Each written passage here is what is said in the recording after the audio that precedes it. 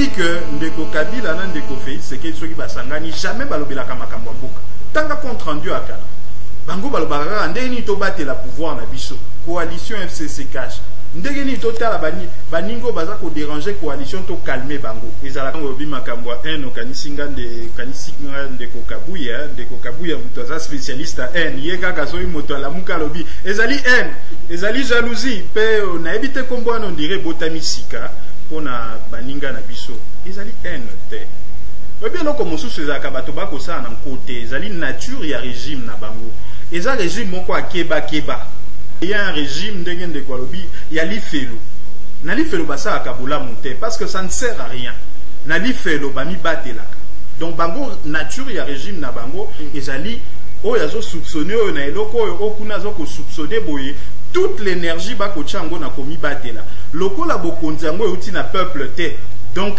redevabilité pe ezali te ni soki oza mokambi oza ko engager responsabilité na yo ndeko Félix Tshisekedi bokambami na ye lelo ezali un échec cuisant c'est lui qui en emporte la responsabilité sur le plan politique.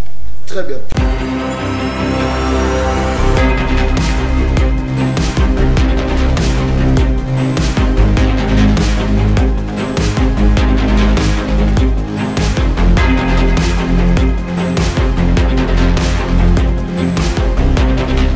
Voilà, mon collègue là, mon abino baladi émission Le Peuple Parle, les émissions nabino bana Congo, Kakanes na Lobaka, Mboka Oba respecter la population na bangote à Kamboka, Okufa chaîne à télévision, Oba respecter la téléspectateur na bangote à chaîne à télévision, mon collègue qui voilà pourquoi Canal Mercure Télévision est disposé la bino émission Le Peuple Parle, Bandegonanga Le Peuple Parle, il y a mon collègue Lelo, Turubeta. L'isolo, il y a Assemblée nationale oyo est voté pour prolonger au état dirigeance. Je pense voilà toujours le bela ba député Nabiso bande koza ba actualité oyo to lobela ngo mokolo ya lelo bande konangai yiki keza makasi entre ba policier na population or bango de baza censé à protéger population la biloko na bango insécurité surtout côté à Lufu mesiro badui ya mutunyo surtout apport à lata kashine na ye bande ko memi tracasserie moko impossible mama solo to robeta ngo la kati ya plateau na biso to robeta pe situation ya coronavirus plus de 377 cas bande ko ngai yiki keza vraiment makasi Madagascar bango ba vu déjà kisi na bango et puis l'état ameki kopesa yango na population na bango ofele bandeko boyoka lisolo ya côté ya Madagascar bandeko la kati ya plateau tozali na mwana Congo moko la kombo ya Steve Kivuata ndeto yambi bakozala na ndeko mwana Congo focus na kati ya plateau pour émission mokolo ya lelo tozana bango na kati ya plateau mwana Congo Steve Kivuata mbote na mbote ndeko jeune nakanisi tomoni toza quand même par de mesures de précaution ya kolata ba masque atako tozai na beaucoup à critiquer en termes ya ndenge mibeko yango eza kozwama oyebi ntango oza ko respecter mibeko te boza ko ouvrir champ d'abord na tracasserie ya ba policier na biso pe mibale bozali kotia population na biso oyo azalaka na makoki te na insécurité aussi bien financière mais insécurité physique aussi oyoki déjà moko ya bandeko na biso bo auti kokufa par un policier abomiye na niveau ya masina juste parce que makambo ba masque oyo ndeko wana azalaki na makoki te akozwa masque donc nakanisi ete par mesure de précaution toza kosenga bandeko bobundana bodefata ya kodefa bo se protéger parce que baka eza kokoma ebele mais nakanisi ete bakambi o bazali na une irresponsabilité comme kokoma notoire bazala quand même na un petit sens il y a rigueur en termes ya bokambami ya mboka. Très bien. Est-ce que l'autre non opposition a petit faiblesse, opposition toujours sentir discuter la mukao ya kala ou lié que les intimidation il y a pas maman na Congo musique tu as manière que ça les intimidation est mais on ne sent plus l'opposition on dirait que bokanti lokola misère à population ici li bokanti lokola que population pour malaise pourquoi absence na bino na katia terrain Non, en fait, peut-être osa pour confondre biso résistance tozali toujours présente.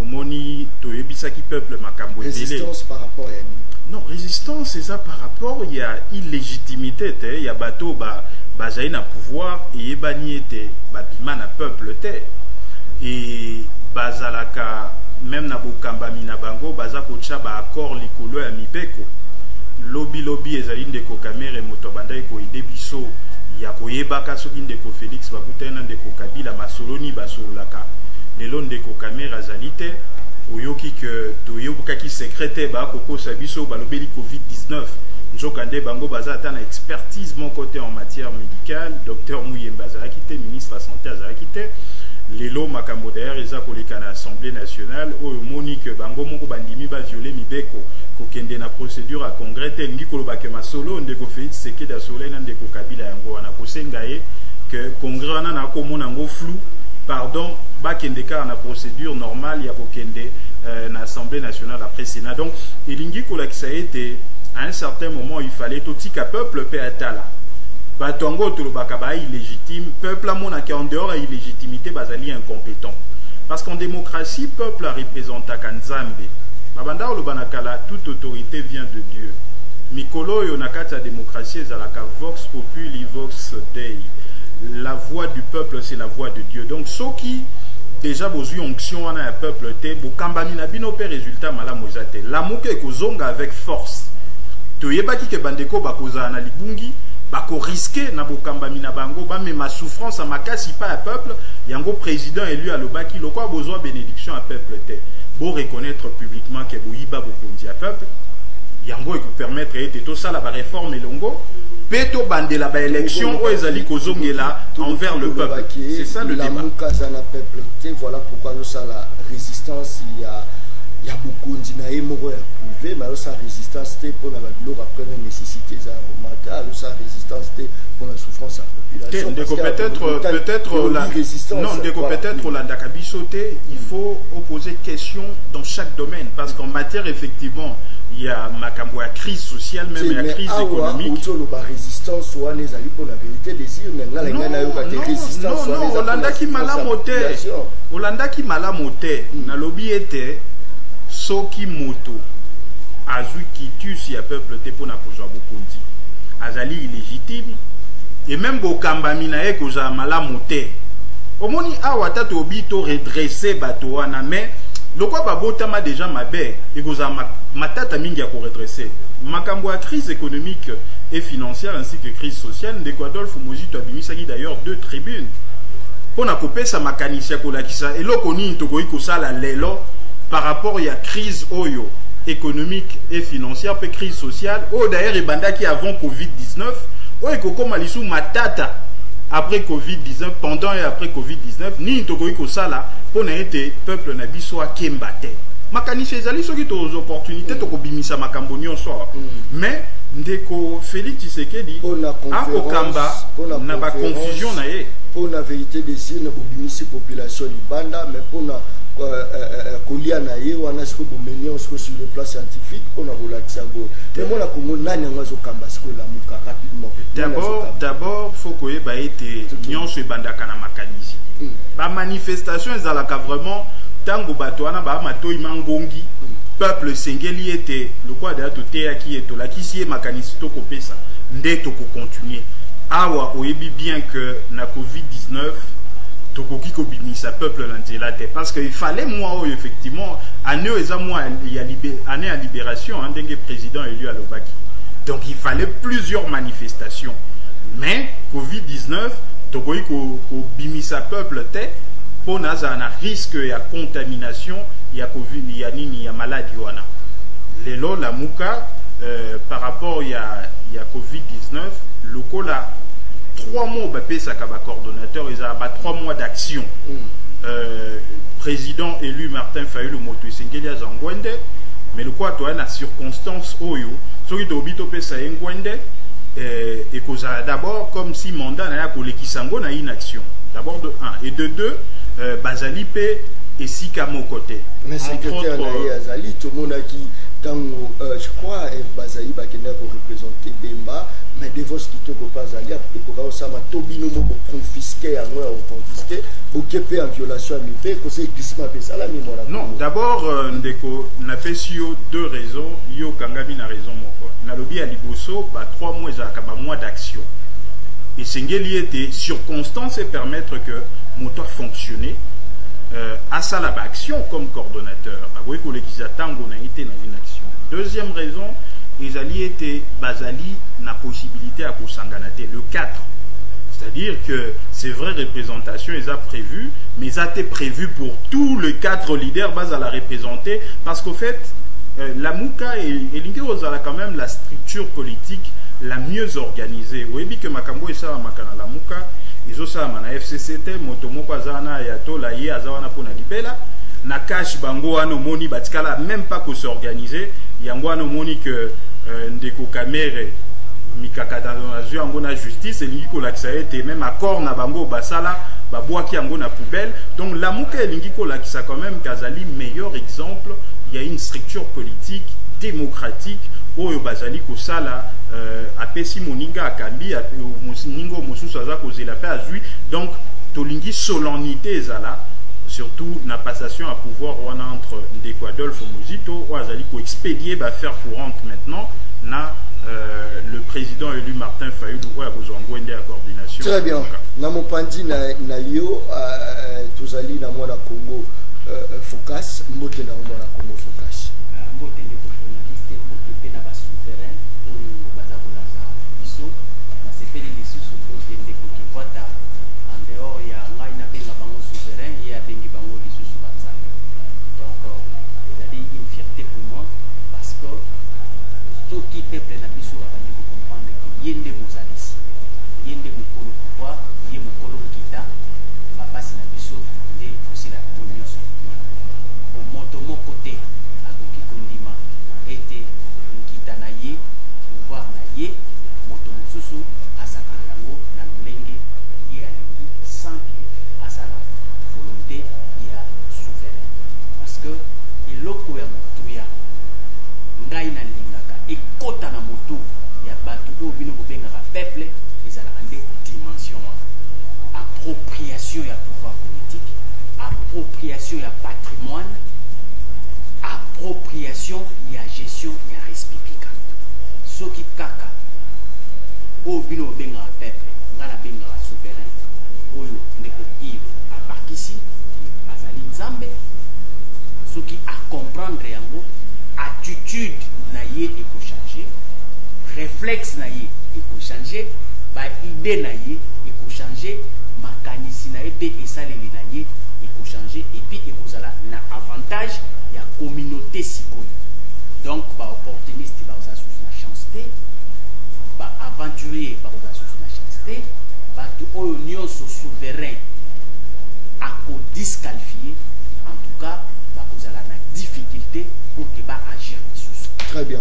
Bango baza kata résistance bongo yoza wapi yo baza kata résistance pour bango bazo résister résistance pourquoi ba terme toujours ebibaka na classe politique na biso mo kaka au rassemblement au boye au bosco koto ko na kata résistance yo ce za peut toujours justifier à mon bon na koki ko justifier résistance te parce que tenant ya thèse wana azali sur place mais ngai na loba que za politologue oui. Parce que ba terme wana voilà nazo naza koya na kopesa yango connotation purement ya analyse scientifique et non politique. Pourquoi? Parce que démarche nangai rationalité nango ekotinda nga na tala ba fait na kotala ka ba fait na komona ete vérité des urnes ezali une revendication purement démocratique dans un espace démocratique. Mais motuna nangai ezali est-ce que na contexte ya République démocratique du Congo na contexte ya ba élection o elekaki na contexte ya régime passé est-ce que nous pouvons nous considérer que tozalaki na kati ya un état démocratique nous avions des acteurs démocratiques est-ce que les élections étaient des élections démocratiques?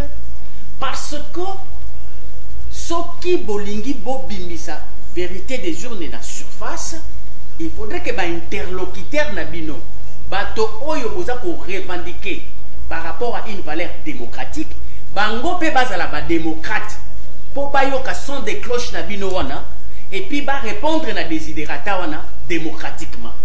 Mais ce qui bino vous allez dans le contexte, il y a démocratie, mais réalité, état des lieux, circonstances démocratiques, donc vous revendiquez et que vous allez le cola, botuni na satana, wapi misala na yo yamalam. Et pourtant, vous yebi yango déjà que satana asala kamala monte, asala ataka mabe. Donc, difficulté, il y a vérité des urnes, à mon sens, dans l'analyse, sur les faits, quand vous prenez Félix Tshisekedi, avant la proclamation des élections, je crois une ou deux semaines avant, il a démontré noir sur blanc que nous sommes dans un contexte où le Congo est dirigé par un prédateur. Ce que aujourd'hui, Martin Fayoulou, président, il a décidé dégagement naïe, ce qui alingi a démontré yo situation état de lieu, il y a gestion, il y a République démocratique du Congo, à côté là jamais qu'on ok, on est dans un espace démocratique. Mais alors, comment dans un espace qui n'est pas démocratique, qui est de la prédation, donc il y a dictature, vous pouvez prévaloir et brandir un argument purement démocratique et que ils doivent faire par résultat. C'est pourquoi tu sens qu'ils demandent une vérité des urnes, mais de l'autre côté, on ne comprend pas les messages. De quoi il s'agit? Parce que ils demandent moko, ils ont un contexte. Est-ce que Bakoki peut changer l'identité ou la vérité des urnes? Comme ce que vérité sociale et la population, le roi Bayibati Bisso, Batutu Bayebi, mais va changer l'identité. Babimisi tout le monde qui va piner tout mami pour nini parce que écolo foufou et mati va piner tout mami pourquoi parce que carburant est mati. Est-ce que moyen zaté à pour mais qu'à dévier l'it mais pour changer en gros que non a marqué à souverain kitoko mais dans espace na champ politique il y a deux périodes, deux grandes périodes. Il y a une période qu'on appelle la période de la lutte, la période électorale. Ezali période oyo wapi bato bandongwanaka pona kozwa pouvoir. Soki bolekisi parce que les savants qui ont réfléchi dans ces champs, il n'a pas voulu que période oyalit ezala molai. Na une année, d'ailleurs sokotali au monake tozali na constitution na biso mandat ezozwa 5 ans. Na 5 ans wana normalement champ ya lutte ezali kozwa makaka autour ya un mois au bapesaka pona propagande et puis na période oya élection proprement dite au scrutin eza kosalima. Donc ce qui te tient en na globalité, ça ne peut pas prendre 3 mois. Les restes y a temps des périodes wana benga ngo période ya intégration. Période ya intégration ezali sikoyo botiki makambo ya kobunda. Botiki makambo ba veilete nyonso o bakuba oni non. Maintenant vous prenez l'expertise que vous avez et l'opposition et ceux qui ont pouvoir pour co-gérer ensemble la République. Parce que la République, on gère la République avec des idées. Et les idées dans la République et dans des têtes de 10 fils. Et ces 10 fils-là se retrouvent Bamessousou dans l'opposition, Bamessousou dans la majorité. Mais ici, c'est au niveau, il y a volonté particulière de chaque individu. Pendant la sélection, celui qui gagne les élections peut estimer que dans l'opposition, il y a des têtes bien faites qui peuvent aider. Quand il va, ce n'est pas un débauchage. Parce que là, il est en train de sélectionner des compétences nationales qui sont des dignes fils. Et surtout ceux qui sont dans la soubassement et mère patrie, nous allons nous retrouver comme les enfants d'une même mère qui ont bénéficié des services de l'État, qui ont étudié par le moyen de l'État et ils ne peuvent en aucun cas refuser de rendre à l'État un service. Très bien. Mais, rapidement. Basinanga Ezali était, nous disons et nous écrivons qu'il s'agit de la République démocratique du Congo. Très bien. Mais en réalité, c'est une mythonomie. Et ça, phrase moro esthétique, au fond, les pratiques, les institutions, les acteurs ne sont pas démocratiques. Donc, il y a une phrase wana, il y a vérité des urnes, et boti, phrase mususu, résistance. Pourquoi? Parce que ceux qui résistent là, ils estiment que nous ne sommes pas dans un champ démocratique. Nous ne pouvons pas coopérer, nous ne pouvons pas participer. Nous résistons à ce système qui est antidémocratique. Très bien. Et ceux qui sont au pouvoir ne comprennent pas aussi qu'il faut faire nécessairement les efforts pour quitter la prédation, la dictature, l'anarchie, pour mettre des institutions purement démocratiques, inculquer des valeurs démocratiques, afin que tout quota invente une réalité, il y a gestion moderne et à cité. Parce que c'est que nos recherches, en mettant en place une opposition, en mettant en place un pouvoir, c'est les résultats, c'est quoi qu'il faut rechercher? C'est le mieux-être des citoyens de cette nation-là. Voilà. Mais entre-temps, la Ligue Nassili, c'est la place wana. Tant que vous kolobake, pourquoi bango bakoki ko changer forme et alité pour que bakende na lit na bango sur les champs ya social pendant la période d'intégration. Ya ngona loba inoko poser motuna moko ya malamu. C'est-à-dire quoi? Ici, nous ne sommes pas dans un contexte démocratique où wapike batu ba respecter période ya lit, ba respecter période d'intégration. Awa tozalina système ya anarchie. Donc, ceux qui ont échoué, ceux qui sont mécontents, ils demeurent toujours dans la lutte. Ils ne veulent pas parler de l'intégration. Donc, social, bazar otala yango, le kola ezali ngambo, oyo bato bazwa ki pouvoir, bakomema. Parce que, bako supposer que, très bien, ils sont là, voilà, non pas par la volonté des gens qui sont en train de souffrir, mais ils sont là par le fait qu'il y a imposition. Merci beaucoup. Voilà. Mais ce qui est qui cacha na mona ro c'est la baron vraiment attaque sur attaque, mais on a ressenti on dirait ok nango dans ndenge ya. Voilà, merci beaucoup. Moi la comme Steve qui voit et tout le monde qui te l'a dit biso nyonso assemblée nationale pour la prolongation il y a état d'urgence, analyse rapidement et puis na ba cause au 377 cas rapidement. Non, au fait, au moni makambo il y a Covid-19, normalement, ils allaient commettre en mal le souverain primaire. Bato yo bapesaka biso bayi politique bokondi pona to kamba pona babo. Ndeko focus auti koloba wana kanisi et alobi l'essentiel. Normalement, en tant que résistant, tokokaki même pas ko analyser ndengeni bandekwana bako kamba. Fallait tobo ila bango parce que combat à vérité des urnes normalement ça combat à révolution ko casser tout un système. Parce que zandeti motoza de ana lifelo. Yo zolande la isu masumu nae. Na lifelo moto asala ka isu lisumu te. Parce que soka zakune esili. Yo boyebisa isu abongola motema pona kinde wapi.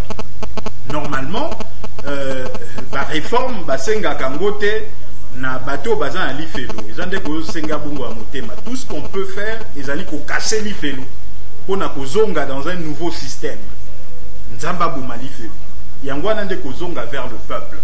Donc na démarche on a biso effectivement ils alaka na moi to sangisaka moi deux démarches et révolutionnaire et réformiste. C'est et nyonso wana eza pona ko éviter ko kende dans l'autre extrême. Parce que souci n'abisso les alliés était révolution on est ça la de manière démocratique. Yango moni était tous en train pour interpeller le peuple parce que seul le peuple peut nous aider à casser cet enfer. Pe kozongi c'est un régime démocratique. Oyo détenteur du pouvoir à sa peuple.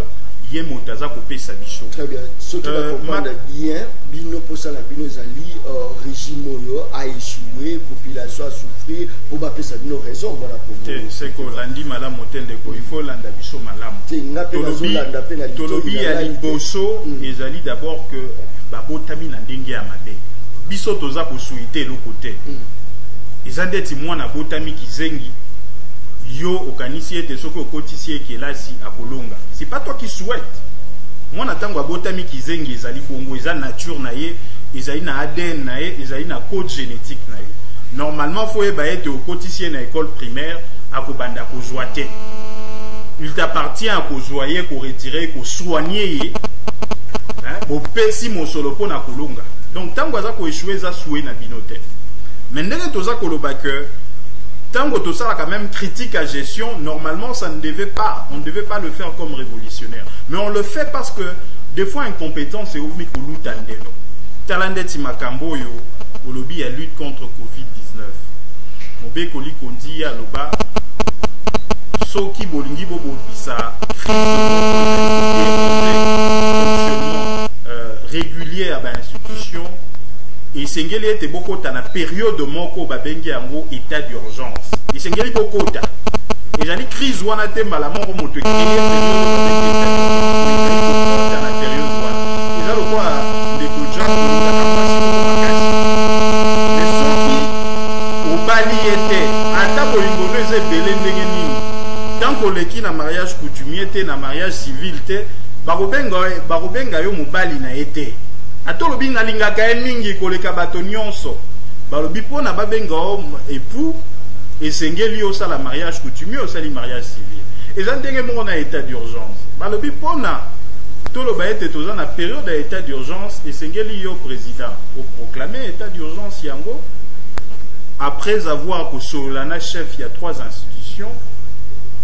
gouvernement, les 2 institutions parlementaires, nous yo proclamé. Mais tant que proclamé on est sous kawanate. Et sengeli pe les 2 chambres, ba vanda, ba autorisé. Au moni boulou ke salema, ba eko sutukaka kalelo na makambo ya prorogation. Pe mobe koli kondi, pe ba arrêt à cour constitutionnelle, pe à cour suprême à justice, et bete la bisoka li solo à congrès. Mais tu as dit que Bandeko Félix Tshisekedi na parti na ye babanda ko mona ete soki baké na congrès ba ko risquer ba ko isaye nde abundi ake ko uta même na ndeko Kabila po na balo ba ete pardon congrès te bango bakutana po makambo corona ndiko yo za journaliste ngaka ko ba bo solo kasto solo ba peka ozali journaliste yango na za ko éviter soki yo poza la non yango na za ko regretter ndeko Kamere omoni ndeko Kamere abandaki kosunga biso soki ndeko Kabila ndeko basangani ndeko Kamere akobimisela biso contre akobakota masolo asuje toyebi que ndeko Kabila na ndeko Félix Tshisekedi soki basangani jamais balobelaka makambo ya mboka tanga compte rendu akala bango balobaka kaka ndenge nini tobatela pouvoir na biso coalition FCC cash ndenge nini totala baningo baza kodéranger coalition to calmer bango ezalaka bongo dernièrement ndeko Kamere vraiment azali moto ya bosolo alakisa biso ete ba interpellation DG me bataille ko sala contre ba cadre FCC kendeko Félix Tshisekedi azali ko sepela nango te na compte rendu wana balobi clairement que ndeko Félix Tshisekedi alobi azako regretter ndenge ba personnalité à FCC bazali interpellé par la DG. Est-ce que o kaka lisusu passeport moko bakangi donc bango ezaka bongo ya tour oyo bafundi pe bato ya FCC ba président des chambres babi bango ba kolingo be congrès yebisa bango ba kende kaka na procédure ya ba chacune des chambres ateza na violation ya mibeko mais congrès wana nga alingi yango te ndeko Kabila abengi pe ba président des chambres lelo to surtout ki bango moto banda ko senga congrès procédure ya assemblée nationale siko assemblée nationale ko si sa mosala par après ko kende na Sénat et koza la chambre mixte paritaire nzokande na tango ya urgence mobe koli kondi alingaki congrès mbala moko comme ça makambo ki na lumbango donc yango wana ndenge naza koyebisa onde kolandaka makambo oza koyoka te Covid-19 bandeko wana mibale bazali docteur Muyembete bazali ministre à santé te bakoki kosala 5 heures du temps te après kobeta lisolo ya Covid-19 o bango bazali na aucune compétence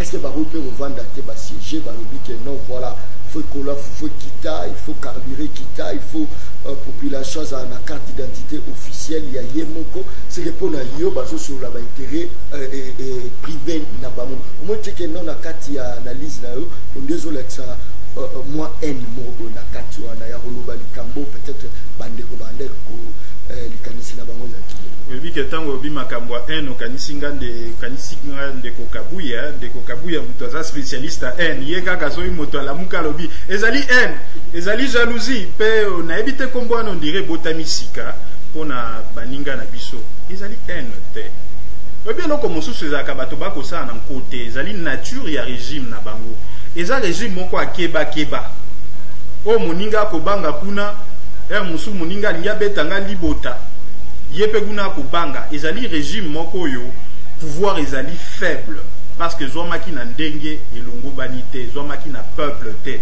ezali teke baa na motema mabe me bango moko bacreye un régime ndenge ndeko alobi ya lifelo na lifelo basalaka bolamu te parce que ça ne sert à rien na lifelo bamibatelaka donc bango nature ya régime na bango ezali oyo azosoupçonne oyo na eloko oyo okuna azokosoupçonne boye toute l'énergie bakotia yango na komibatela lokola bokonzi yango euti na peuple te donc redevabilité mpe ezali te tala kaka lelo bokambami na bango na 2019 programme nyonso ya 100 jours mosolo nyonso elimwa esevapora aucun chantier te justice eza kosala mosala mais président élu bino bosenga ibosai ba mage 15 millions ba bilo mo ebele justice ayoki yango voilà pourquoi abanda déjà ko interpeller ba DG lelo kamere azali boso justice attaque azo l'état de santé les abienté so ba kangi ba maman malala wana balobela la santé même aux conditions ba kuye comme une gamba santé ndeko ozozo malobebele tika biso petoloba justice eza kosala mosala mais il y a responsabilité pénale, il y a aussi responsabilité politique. Oyebi que nga soki na pesi au boutique na ngai na eko tout na rapport après 3 mois ozaka kolakisa nga ke bo bato bayibaka yo bato na chaka wa nga na gérant menatike la bango bayibaka ngai no bi 3 mois mobimba bayibaka okaka chaque fois ata koye moto a moyibite mais en termes de gestion ozali incompétent. Ndeko Félix Tshisekedi lelo attaque azali responsable pénalement te aïba kazali responsable politiquement parce que il n'y a aucun chantier au esalami malamu programme né à 100 jours tous les secteurs et si comme misala esalamaki lelo eza remise en cause certes batango baza poursuivi mais ye tango wana nyonso azalaki wapi tango ba maison préfabriquée misolo ekolimwa tango banzela kuna na Kivu mosolo ekolimwa na Kasai misolo ekolimwa ba programme ya nani ya saut de mouton oh ye moko après conseil des ministres moko alobi azali satisfait na déroulement ba travaux mais par rapport to ki ke misolo limwe donc bino bolingi bola kisabiso était il n'y a que de mauvaises troupes il n'y a pas de mauvais chefs te omoniso ke oza mokambi oza ko engager responsabilité na yo Ndeko Félix Tshisekedi bokambami na ye lelo ezali un échec cuisant c'est lui qui en emporte la responsabilité sur le plan politique. Très bien. Moi, Congo Focus, rapidement, je crois que Mokondi a vu province à Kinshasa, le Bakiango, ce Bakani Mutuna Kachinete, il faut foutre à 5 000 francs. Après ses responsabilités, n'a pas policier. Est-ce que Moussa, là, d'après l'investigation, est-ce que Moussa, les autres, ça m'a bien, tout tracasser les alliés, tout qui rapidement, tout côté ce qu'on a catastrophe. Parce que na lingaki nazo ngamo mkiko lobela likamunde ko Steve abandelaki mais le kolo ye na motuna oyo na kokende na likambo ya port ya makashini ezali po na bolamu ya biso bayimboka. Il est vrai que tozali na population moko oyo ba komisa pauvre na makasi epa ya bato oyo souverain atinda po basalele misala bangonde batu ba pauvrir ye bangonde batu ba tie na difficulté mais parce que moto azala kaka na sursaut moko oyo ba bengaka yango instinct ya survie moto alinga kufa te atako azali pauvre malamu azala na pauvre mais azala na bomoi soki ete kashine ezali koya ko procurer biso prévention pour que tout kufa te ezali malamu mais lokola bazali koteka yango ngai je suis de ceux qui pensent que soki ndeko na ngai songolo bakala azali na makoki te parce que basali ya mboka Congo bakomisa biso ba pauvre aluka ata liputa ata chemise na ye eloko nyonso oyo ekoki ko permettre ye akanga zolo na ye na monoko na ye pour être akufate souci nanga ko atazali pauvre mais azala na bomoi mais epai wapi motungisi ezali makasi na kati na bongo na ngai ezali komona bato o babengi ba dirigeants. Les dirigeants doivent être le meilleur d'entre nous. Quand ils sont les meilleurs d'entre nous, ils vont réfléchir sur chaque décision. Parce que décision nyonso o bazwaka na champ politique et yaka pona ko résoudre les problèmes moko kaka même décision on a écrit à capé des sous problème moko. Mais dans l'intelligence, il y a gouvernance en termes de décision. Basalaka étude sur l'impact de la décision vis-à-vis il y a problème où ils ont résoudre par rapport na problème où ils ont créé. Tant que vous avez gravité ezali makasi na problème où vous allez créer, décision na bino il faut orienter en gros dans le sens que et que de kozwama pour que solution ezala monene pe malamu problème est causé et causer problème moko ya moke. Mais t'as la décision oyo ya liboso bazui décision malamu topesa 5000 ya amende 5000 wana ya amende yebisa ngai tango boza kopesa yango agent taxer akozala wana na papier ya note de perception po mbongo ya souverain ekoki kokota na libenga ya l'état te sous forme ya amende sans qu'il y ait traçabilité. Parce qu'au finish, il faut mbongo wana ekota na kesi ya l'état pour ezonga lisusu ko résoudre problème ya ye souverain na lolenge mosusu. Mais tango bino bozui mokano ke souverain apesa bino 5000 tango ache cash nete.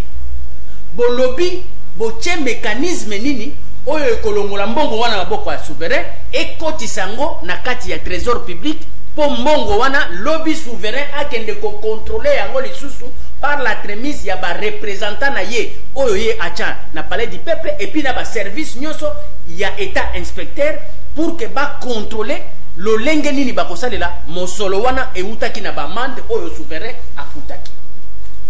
Donc décision wana soki ezui occasion ya kopesa traçabilité te ya mbongo koluta na maboko ya souverain tiko kende na maboko ya trésor public soki ezali te c'est-à-dire que bozali ko instaurer état o babengaka état policier, c'est-à-dire que bo dépouiller souverain na mbongo na ye na avantage il y a quelques individus parce que mbongo wana ekokota na kesi ya l'état te mbongo wana ekokota na poche ya policier a kokende ko rendre compte na moto o ataki na balabala ainsi de suite. Donc ils ont un cercle groupe d'individus qui vont bénéficier de cet argent là au détriment ya mokolo mbongo.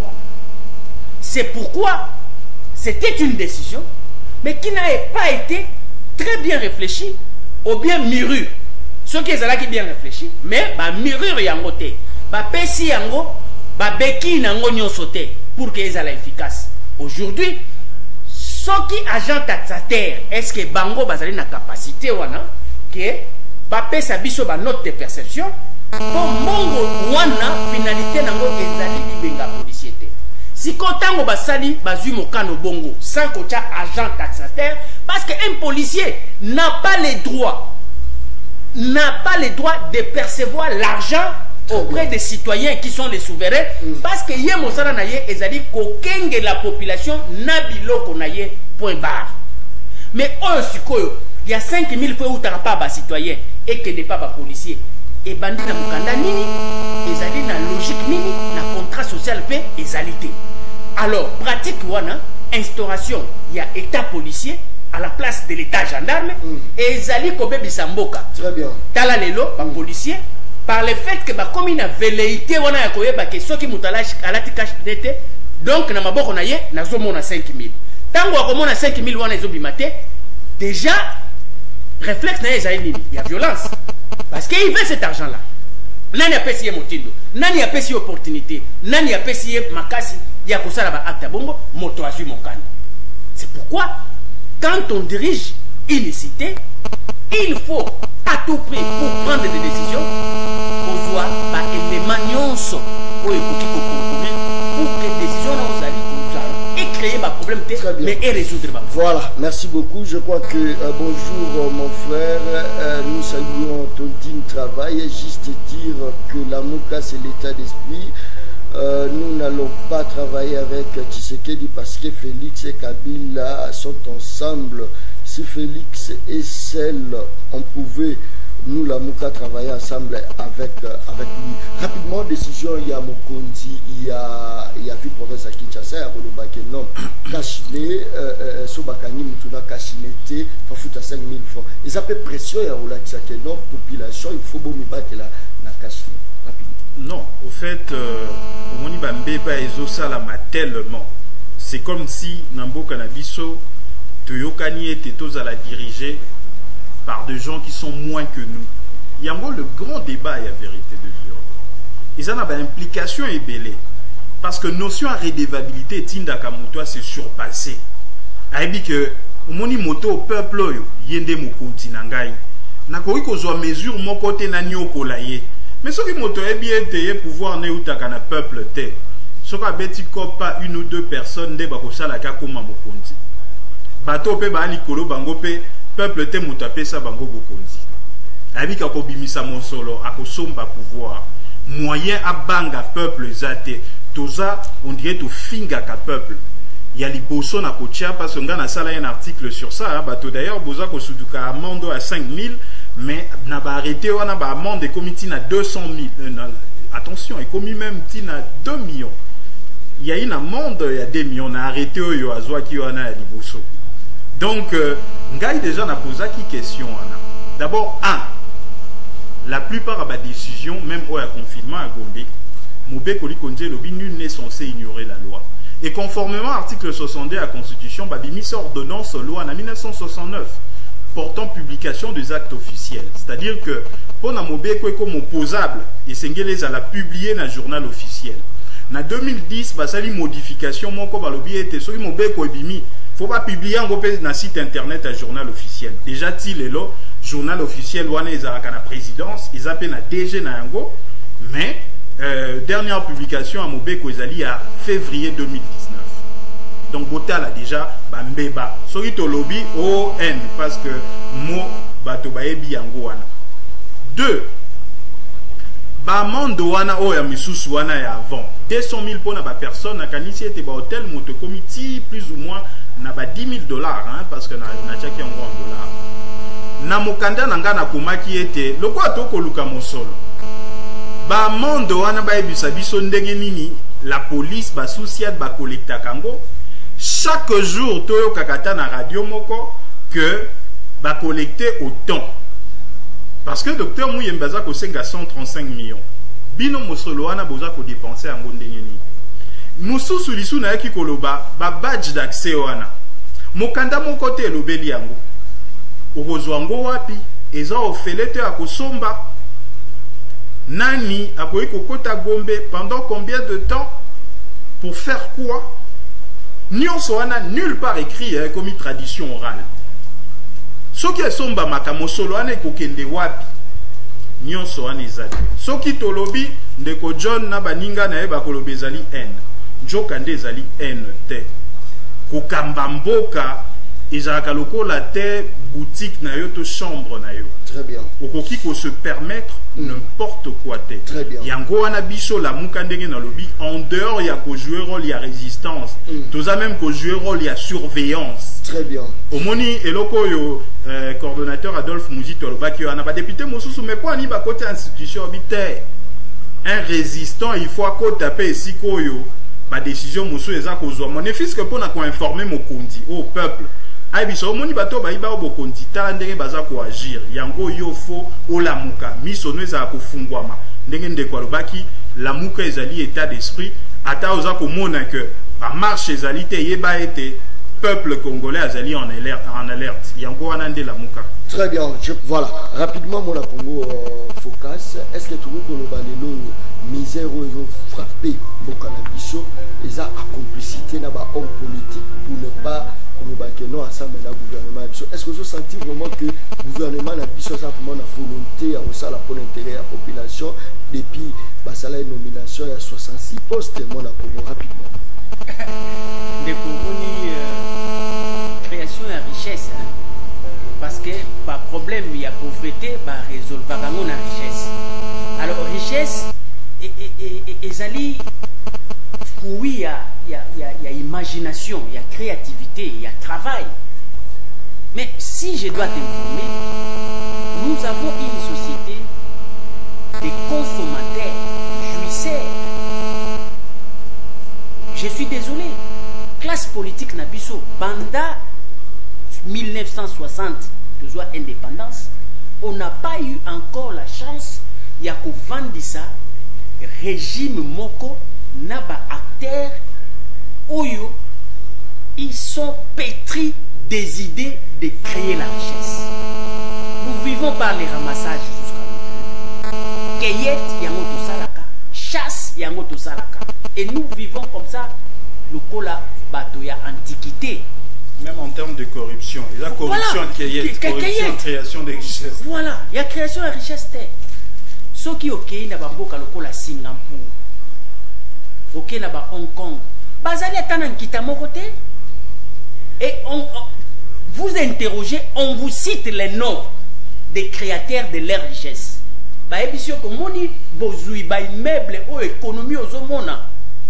Nous avons eu à une période de notre histoire une classe politique qui était composée de tel. Ce sont eux qui ont amené des plans de développement. Donc, ceux qui ont dit plan de développement, donc plan, il y a création, il y a richesse. C'est les hommes d'État qui amènent ça. C'est les scientifiques qui réfléchissent ça. Alors, Bisso Tozali, effectivement, le problème, on n'a pas la possibilité de sortir parce que problématique na Bisso, ezali na ba réponse té, na sens nini. Ozo comme on a souverain, bâtir mécanisme pour que partant de ces mécanismes wana pouvoir ya souverain ekwe na maboko ya bato ya malonga afin que na malonga na bango bakoka ko résoudre les problèmes ya communauté mobimba. Mais même instrument wana mécanisme wana ba bebisi yango.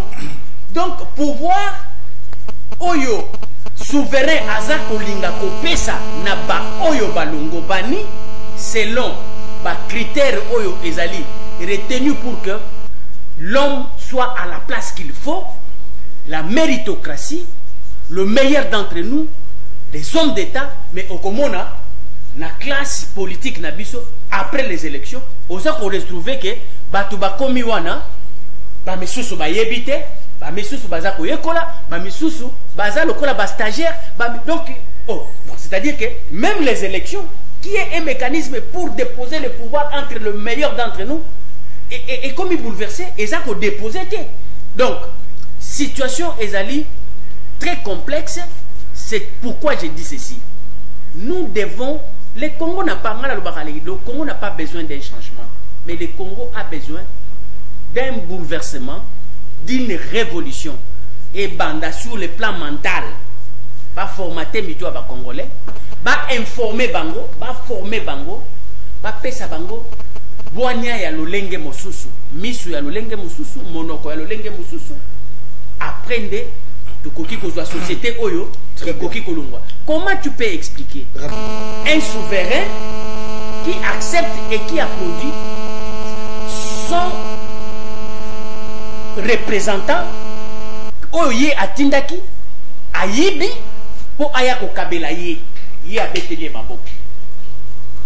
Tala bisika société na biso ezali ngai souverain ngai nzambe na pesi yo mosala osala na mosala na pesi yo bandiko yiba après ngai na bandiko lela pasi yo ye opesi ngai ndambo na oyo ebele oyibaki ngai na beteli yo maboko. Très bien. Yango naza koloba ete la solution c'est sociétal.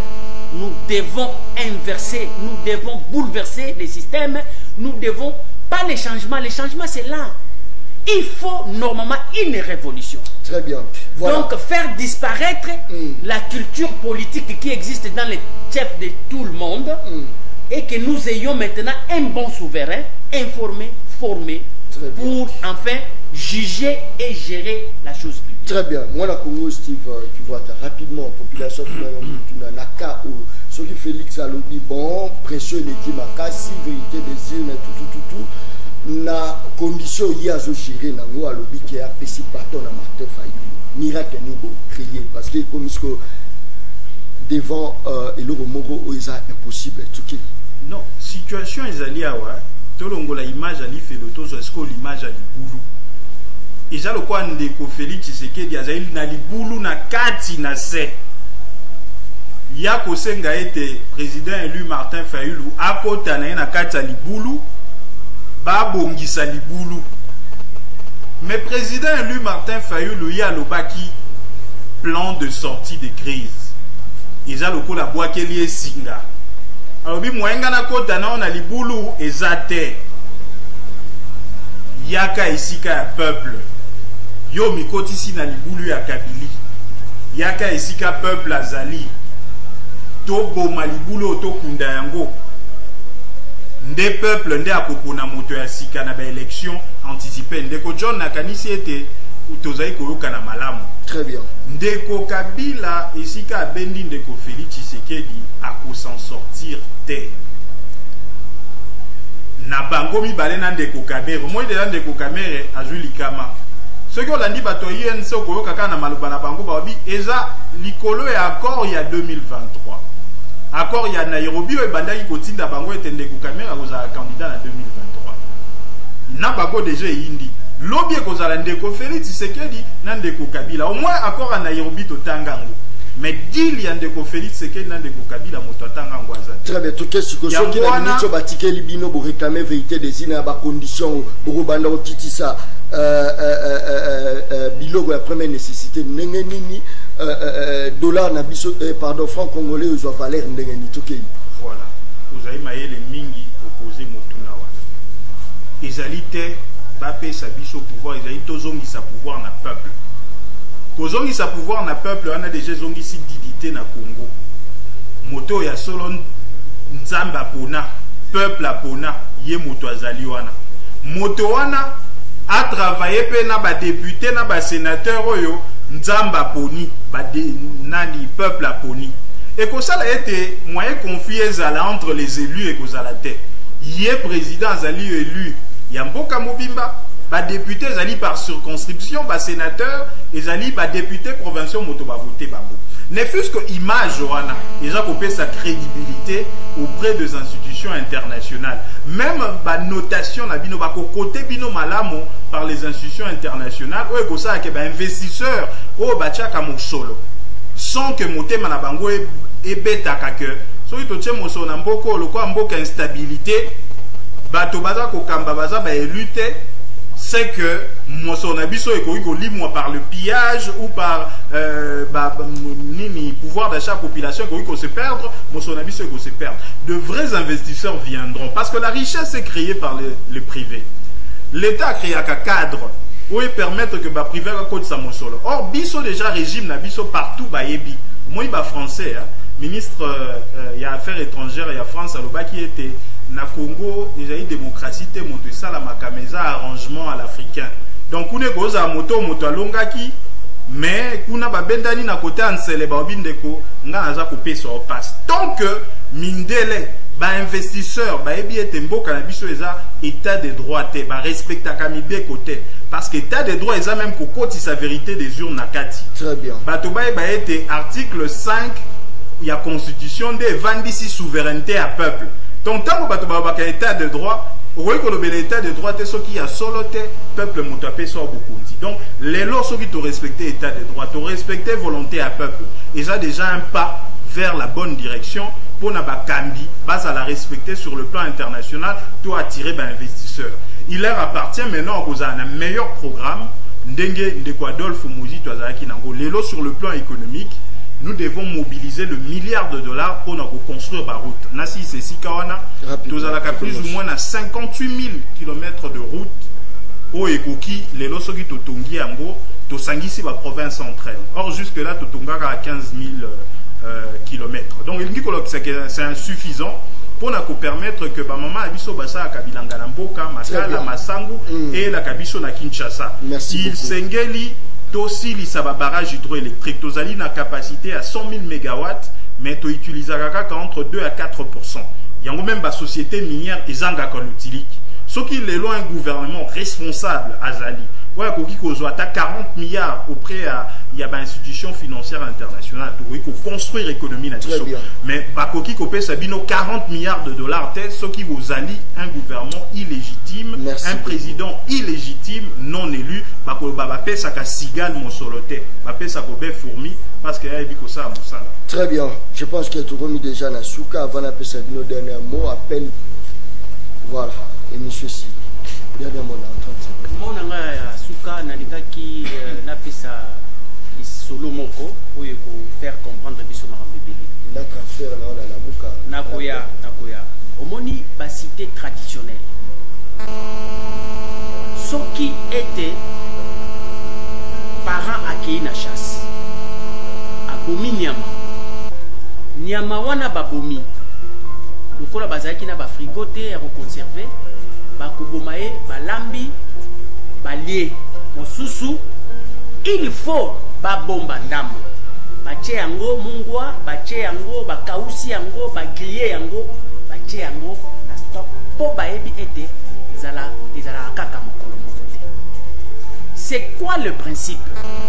C'est-à-dire que biso même lelo ozomona bamboka mosusu nyonso oyo batindi bato batia bakashine ba o bazana makoki baza kosomba yango mais ba démini petit peuple o azalaka na makoki te l'état a eu possibilité ya kokabolela bango azwi mosolo wapi mosolo euti na ndambo oyo bakausaka oyo babombaka tango bino boza kosala budget ya année mobimba bobimisi mosolo bo répartir yango 70% ya mosolo wana balie yango epa ya ba dirigeant bobombi ata ndambo te mais bino bozali ba citoyen moderne mais comment ba citoyen ya tradition na biso ya bamboka bakoki koleka bato moderne na mayele bobombi ata ndambo te na tango ya pasi nini ekoki kosalisa bino.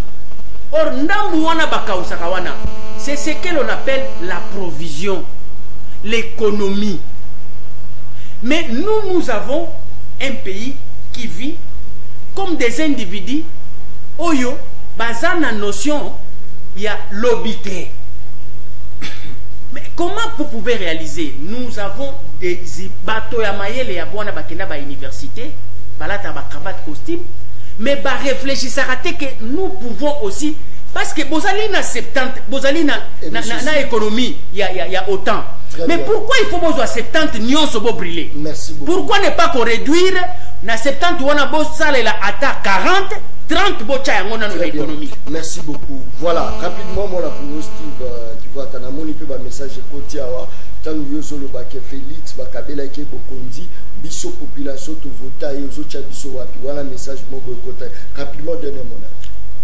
Te bato bayebi ete bato baza instruit bayebi ete ndeko Félix Tshisekedi avoye koza kolonga élection te asuka na Kivu place au Walungu ndeko Kamera pesa moi bavoi na ndambo Kasai. C'est pas avec ça ndeko iko koma président eyebani nango to traiter lelo bakaya lelo oyo tolobi ete ndeko Félix Tshisekedi aza komona ete atikali na libulu esengeli ya mibimisa na libulu sino te akolongwa